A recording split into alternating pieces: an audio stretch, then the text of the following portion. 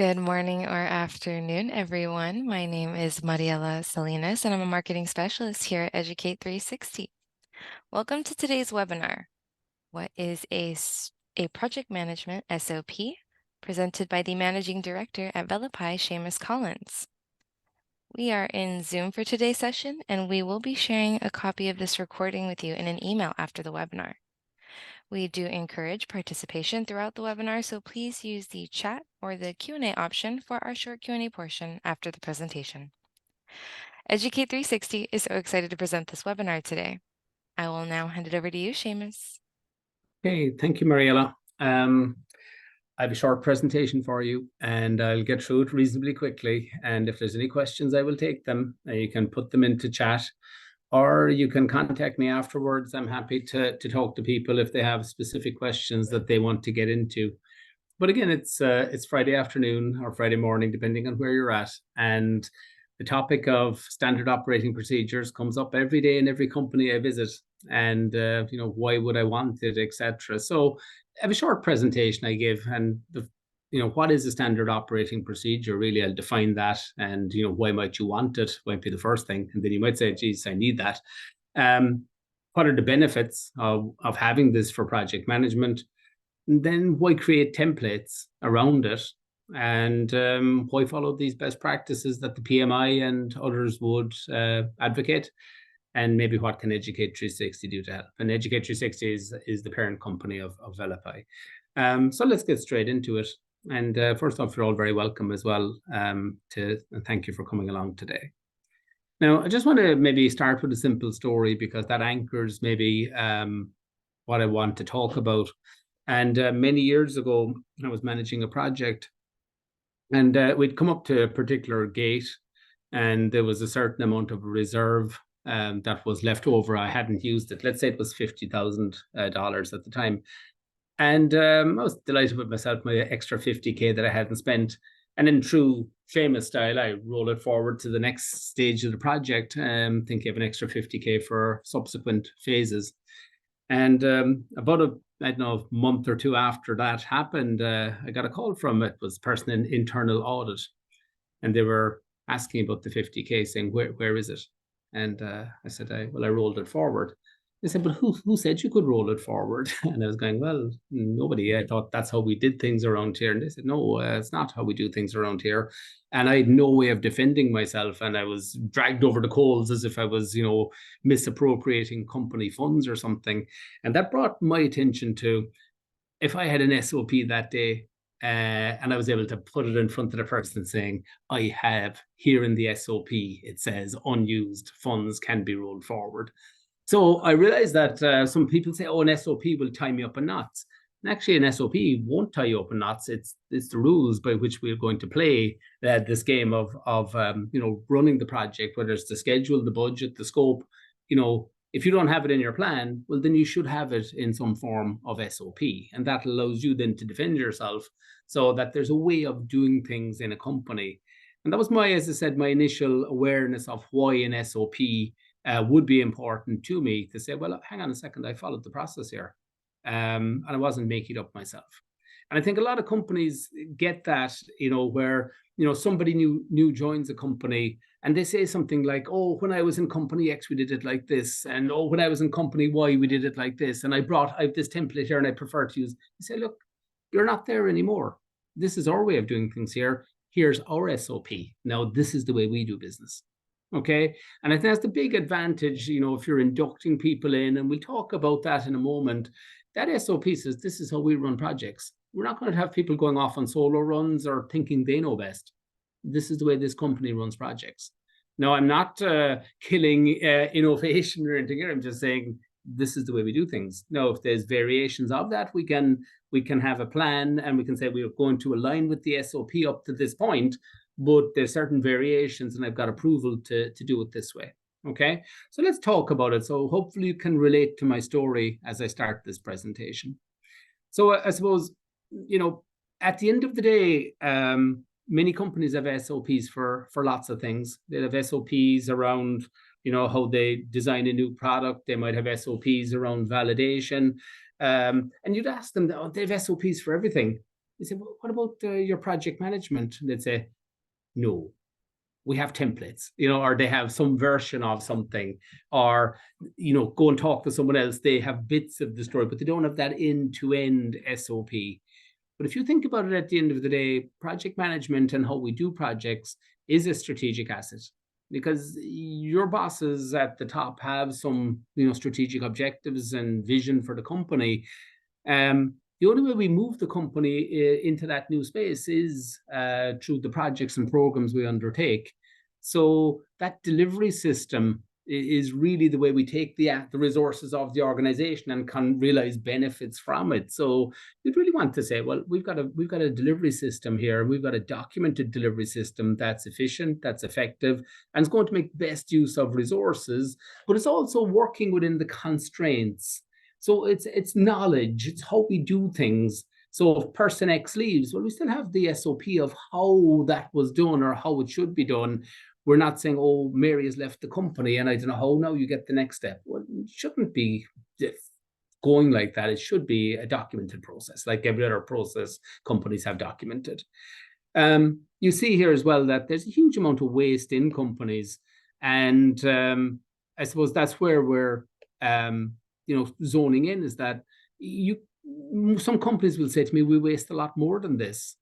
And some companies, you see here a quote from the PMI, that some projects are outright failures. They bring no benefit.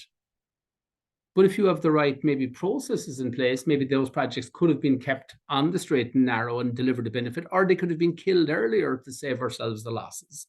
So you're starting to think of, project management and documentation of it and improving the efficiency of that delivery system as a strategic asset for your company. Can we do it quicker, cheaper, faster, whatever, than our competitor? Can we get that product out to market, etc.?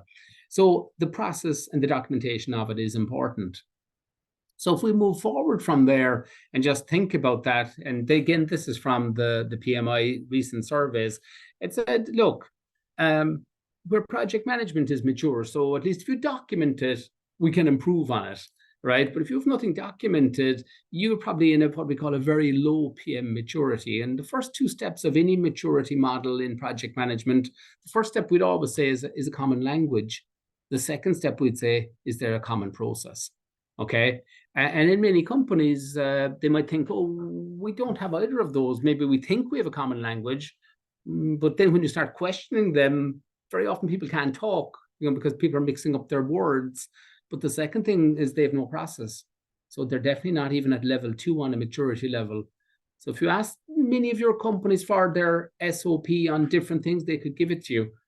If you ask them for their PM SOP, they might struggle. They might say, actually, we don't have that end-to-end process, actually, now that you mention it. And very often then, where you have low maturity, you will have increased project failure, you will have scope creep, your goals won't be met, and you won't deliver within budget. That's just, typical stuff. But the one that I'd often look at here, besides from a project management success point of view, I would think about the project success. Did we deliver the benefit? You can see here with low, the high ones are at 11. So even with decent maturity, organizations struggle to deliver the benefits. But with low level of maturity, 1 in 5 projects is just a total waste, or a fifth of your budget every year is just being flushed away. So that's a lot of money. Think about how much money you're putting into these things.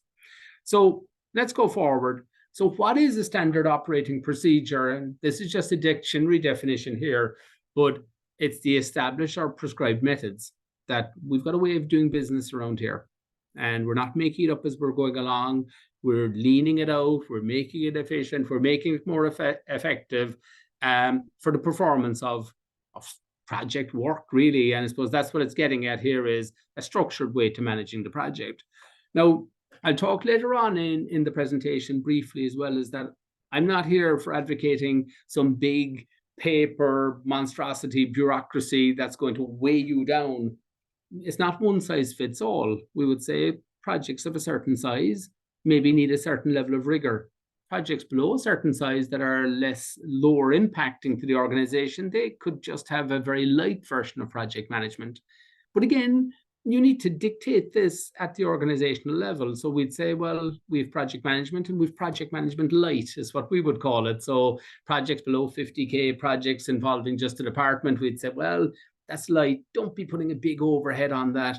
But if you've got a project that's impacting, multiple departments, is impacting maybe even multiple sites, and there's a lot of money being invested, you want to make sure you've got the right rigor of project management around that, and you set that out in your SOP, saying, this is what we expect to see for this project, this is what we expect to see for this type of project. So there's not people kind of doing things on the fly, making it up themselves, and in what we would say in some cases nearly job crafting, just doing it their own way because they don't want to follow the rigor, and then the bloody thing falls apart. And the boss goes, well, where was the plan? You go, well, we didn't bother with the plan. We thought we knew what we were doing. Well, now it's showing it. So you can get away with PM light on certain things, but in certain things you can't. And you need to dictate as an organization, maybe what way we want to see these things run, because we don't want to put this much money at risk. Why would we develop it so? Well, at the end of the day, we're saying we're going to have a consistent way of approaching projects at work. And very often then that will drive a common language. It will reduce the risk. And as well, this point here I find is very important. External stakeholders get the same experience. If you're a service provider and you've customers, come in, you're doing projects, and their experience depends on which project manager they meet, that's not a good way, because then people say, well, I'd prefer if we could have Mary, or I'd prefer but if we have a common language and a common process, at least they should be getting the same experience, the same look and feel of template, the same look and feel of process, the same look and feel of how they deal with reserves, the same look and feel of schedules. Everything should look the same, right? It shouldn't be up to the individual project manager saying, well, I did it in Excel, we liked it in MS Project, someone else did it in PowerPoint. There should be a way of doing things, right? That's all I'm getting at. And if you're a customer, you want that same experience. If you're the person providing the service, you'd like to be consistent in terms of quality by giving that same experience. And as I said, if you have no SOP, you cannot implement a project management information system, because really that's the wrapper you'd put around your process. So for very often, for some companies come to us and they've got the cart before the horse, and they've bought a PMIS thinking that will fix all their ills. But they really should develop the SOP first and then put the PMIS on top of that to automate it. But the process should be written first. So that's the first benefit we would say, why would you develop it? The second one then is to basically make sure that whatever way you're doing it, it's the best way of doing it. And again, methodologies change, thinking changes, more research happens, and things get better. Some things might remain the same, but in many cases, I've reviewed SOPs that maybe have been very waterfall in their approach. But now, some agile thinking in certain phases is very beneficial and gets them that velocity they need. So again, you might say you have an SOP, but is it up to date? Does it use the latest thinking in project management? You might have some thinking on, critical path, but actually maybe a critical chain approach or something else might be the better way to run this. So again, it's a way of constantly improving, I suppose, is to, the latest thinking in project management, to bring that into your SOP and making sure then the organization is practicing it. And this might be based not just on the PMI's thinking, but also, I suppose, other best practices that have been written about that we, from research, that we'd say, actually, this is the best way of doing this now, and we've seen it in a different industry, but we can apply it here. Okay. And I suppose, again, why develop an SOP? Well, you attract the right people then, because they're saying, okay, we understand how this works. We've seen this best practice used elsewhere. We understand the methodology. And you're not getting frustrated with everyone doing it a different way. And you say, God, this is like a madhouse here.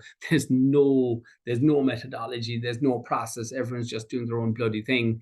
And I can't get a handle on resource availability. I can't get a handle on anything because everyone's doing it differently. Okay, so again, the benefits of the SOP, and I can't get into all of the bullets here in the time we have, but hopefully you're getting a feel for it.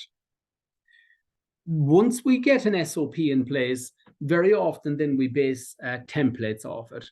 Now, some companies go at this the other way.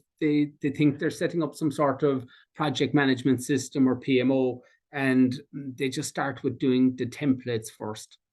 But really, you should write the process first and then base the templates off the process, so that the templates actually reflect, what the process is looking for at this stage and why you would be looking for it. So it's obvious, I want this level of maybe budget at initiation. I want a more detailed version maybe at planning, and that it ties really into whatever gating, a phase gate process you have. So the whole idea of using a standard template at the end of the day is that we get consistency across the projects. So if you get a progress report from 10 different project managers, you should quickly be able to zone in, as opposed to your mind trying to get comfortable. Okay, where are they showing scope? Where are they showing schedule? And you're constantly changing. If you have a standard template, you can't hide. You know where to look. You're not wasting your time. Someone has moved something around. This is the template we use. This is the format. This is this is what it looks like. So again, it has to support your SOP. It has to support all that phases and gate stuff that would be documented in your SOP as well. So once we have that, as I said, your SOP, it's very important that it doesn't put this huge weight on the organization in terms of paperwork. And this is, a simple way of looking at it. We'd often have done these for companies where we'd look at, what type of project they're doing, and we'd look at it maybe under team size, duration, technology, business impact, staff. Does it impact risk? Is it a high risk thing? And basically you can, adjust your scoring here, and it'll spit out a score for you in terms of risk. It'll spit out a score for you in terms of the cost and everything else. And based on that, then, you can say whether it's light or large. And at least then, if somebody comes back at you after saying, why haven't you got a scope statement, or why haven't you got a detailed schedule? You might say, well, actually, based on the scoring of this project, it's a light project or lightweight project, and I applied this version of the process to it. And that's very important, because a few times in my career, you might be coming to a gate and you have a senior manager saying, oh, I want X, Y, Z. And you say, hang on a second, the gating criteria for this type of project is A, B, C, and D. You're on about D, E, and F or whatever, and they're not applicable. So again, the process will help you, right? And then everyone can be educated on the process. And if there's exceptions to it, we need to call them out in our plans. But you're not getting, blindsided by a senior manager then saying, I want this. I say, well, hang on a second. The process says I need this. But it also works in reverse. A senior manager can say, the process says you should have these 4 items. Where are they? And you said, well, I don't have them. Well, they're not going through the gate. So, they're not going through that gate. We're not allowing you to go forward to the next phase. So it works both ways, and it gets everyone on that level playing field. What else? I suppose, why follow best practices? Look, at the end of the day, every organization has a certain amount of money. We're constrained by time, we're constrained by money, we're constrained by resource, we're constrained by risk, we're constrained by what stakeholders allow us to. We're constrained. Our hands are tied in so many different ways. However, so whatever we are doing, we better make sure it's best in class. Right. And that's one thing, I suppose, some of the PMI thinking and some other research thinking will give you is that this is the best way of doing this. These are the best tools and techniques. This is the way that this should be tailored for your organization. Okay. And again, one of my bosses said to me once, I was doing something on the fly, I think, and he said, Seamus, this is not a college project. And I said, what do you mean? He said, like, this is worth hundreds of thousands. You're not in college anymore. You need to follow the process. You need these things. You need a risk assessment. You need a scope statement. I want to see a schedule. I want to see a budget. I want to see all these things part of the process. Okay. And again, the wake-up call that some of us need, even if we're a long time after leaving college, need to be reminded there's too much at stake here for you to do this on the fly and get it wrong. And then suddenly, the business has a big issue. We've wasted money. The mothership is looking at us going, what's happening? You haven't delivered that, et cetera, et cetera. So a lot of red faces. So again, there's a lot of great thinking in some of these standards, whether it's the PMBOK or standard for program management, or even we're seeing more and more companies now coming to us, not just for project management, but people that have matured with us over time are looking at saying, well, how do we do programs? And then maybe how do we do portfolios? We're not really great at understanding how that portfolio works. Explain that to us. So again, there's a lot of research goes into these standards, and rather than you trying to make it up yourself, you don't know what you don't know, and you don't want to be repeating mistakes for the next 5 years. Sometimes you'd say, actually, this is the best practice in portfolio management. Let's adopt that and kick from and tailor it over time. But let's start with something that's reasonably sane and sound. Okay. But the main thing is then, I suppose, it allows you to say, well, I'm following a best practice here. I'm following our process. And as I said, then it's across divisions then. So if you have multi-sited organizations, having everyone doing it the same way leads to a lot of efficiencies, leads to a lot of exchanging of knowledge, et cetera, et cetera. And it's an advantage, as I said, for companies to do it this way. What do we do for companies? I suppose at the end of the day, I spend a lot of time writing SOPs and reviewing them and helping people look at what they have and how to tailor it to their business. But I'm happy always to review processes or critique something that's existing. And very often some of these need a revisit. And one of the things, I suppose, that falls out of this very often I've seen is, some SOPs were written, they've been gathering dust, they're not implemented. They need to be leaned out. They need to reflect the way the business is currently being done, how finance is being approved for projects, etc., and get it down on paper. That this is how we do things here. And then it's very clear on, the one thing I'd spend a lot of time updating in these SOPs is the gating criteria. Making sure that's fit for purpose, making sure that it's not just a kind of a review, that it is really a go, no go, kill point for a project to say this is serious. If it doesn't meet these, or if the risk is too high, this is gone.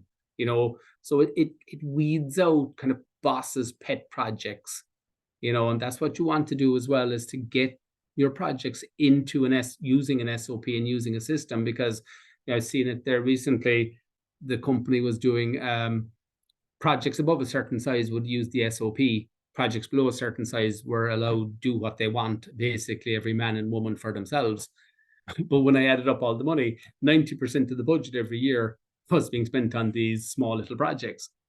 So but the other 10%, maybe with the one big project, was being managed with the proper rigor. But hang on a second, what about the other 90% of the money? And they were spending 50 million. So, 45 million of it was being the lads doing their own thing, which is kind of crazy when we looked at it. And it's actually a second, you need a PM Light version of this here to put order on the business here to say, there's too much money at stake, there's too much money being wasted. So that's what we do. We review SOPs, we write SOPs, we update the gating criteria, we look at your KPIs around these things so you can measure properly, etc. And again, not measuring for the sake of measuring, I am measuring for the sake of reducing waste and rework and killing projects that shouldn't be going forward, etc., etc. We'd often update them to align with latest thinking. Somebody might have written something back based on PMBOK 1, and now we're at PMBOK 7. And it's 20 odd years later, or 30 years later, or whatever, we need to update it with latest thinking. But then it's to tailor it. One size, as I said, doesn't fit all. So you really, really need to be saying, could we make some of this more agile at this step? Could we be lighter at this step? What's appropriate? Because somebody might have written a process that's very heavy, that's now no longer needed. And as says, then we provide training around this. So again, if I wrote an SOP, very often we end up writing the training for it and giving the company their SOP and their training manual, so that then they can take that and induct their new trainees and new people to their business, saying, this is how we do business. That's the SOP. Here's the training on the SOP. Swallow that now before you touch a project around here, because this is the way we do things. Okay. That's all I want to say to you, really. Hopefully you found it reasonably useful and not too boring and dry. As I said, some people, when they hear about SOPs and processes, they go, oh, Jesus, no. But I think anyone that came along here today probably appreciates we do need processes. We're spending a lot of money on projects, and we're seeing a lot more companies now spending money on projects whereas in the past they wouldn't have practiced project management as much even, and they're now seeing the benefits of project management, and they're saying actually maybe we should write a process around this stuff and have an SOP saying this is how we do things. Okay, so if there's questions, I'll take them. If not, if there's no questions, hopefully I've answered some questions along the way and got you thinking. And I suppose that's the main thing I try and do in these sessions, is to get people thinking. And maybe some of the stories I've told you today will get you to reflect on it. And we say adults do not learn from experience. We learn from reflecting on the experience. So if you can relate to me being pulled up over reallocating funds, maybe that got you to reflect, and you'll be thinking, actually, yeah, I could be hauled. And one guy did say that to me once. He wrote an SOP and he kissed it. And I said, why are you kissing the document? And he said, the next time that person from audit comes down, I'm going to say I followed the bloody process. So again, if you're getting hauled in like that, get the process in place. All right. Any questions from anyone? Are we okay? I will give our audience like about a minute more to throw anything else if they have any, but just wanted to follow up with that. If they need any information on this topic, please visit us at velopie.com. And if you missed out on any part of this session, we will be sending a recording in the email after the webinar. So awesome. It looks like we got all our questions answered here, Seamus. So Okay. thanks everyone. And thank you so much, Seamus. All right. See you soon, guys. Bye bye. Have a All nice day righty. again. Bye everyone.